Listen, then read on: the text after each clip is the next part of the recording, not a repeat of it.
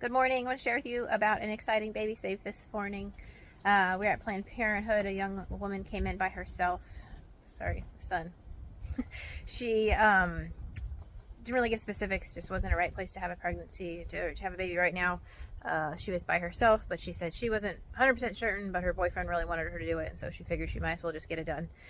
So I tried to encourage her about that baby's value, and I showed her pictures, little diagrams of the fetal development. I asked her if she believed in God, and she said she did, and I asked her if she had prayed about what she should do, and she said she had, and that God hadn't, shown her. So I told her, God has shown us, and I shared some scriptures with her about the value of life and the baby inside of her.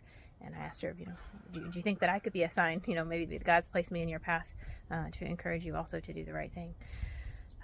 So the escorts are being escorty, coming up closer to us and saying, you're here, you're in the right place, come in, you're blocking traffic. She's not blocking traffic. There were no cars behind her. There weren't very many cars on the street at that time.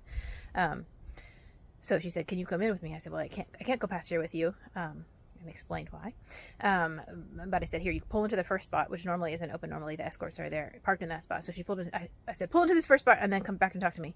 But the escorts, kind of like wild herding dogs, came up behind her and beside her in the car and were literally just pressing along, not touching her, but walking alongside her, encouraging her not to look back and not to talk to me. And she's kind of, hesitantly going into the clinic. Super sad. So I was speaking to her at that time, encouraging her that she doesn't have to speak to them. Doesn't have to talk to them, and to do the right thing and to love her baby, and that we were there for her and would love to know more about her situation and how we could help her. So we prayed. She wasn't in there too terribly long. She came back out. They also greeted her again, walked her to the car, telling her, you don't need to talk to this lady over here.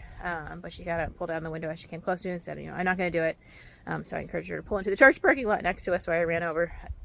And we talked for a little bit more, encouraged her. We ended up going out to lunch where I got to hear a little bit more about her story. Her mom didn't know she was pregnant, but she said, I didn't want to tell her because she would want me to keep the baby, and she would be mad at my boyfriend for encouraging me to have the abortion. So I'm hopeful that she will have some support at home. It wasn't because of the pressure of her, the family that she lives with. So she has a church home. I don't know how, biblically based it is. She has had an abortion before, and she said it was really painful. So just praying that she would remain steadfast in her decision. The local crisis pregnancy center sent me some of the ones closest to her, so I'll follow up with her, but hoping that she'll get an ultrasound soon so she can see how far along she is. I shared a little baby toy that I bought the other day at the store. I said, I've been hoping for someone to give this to soon.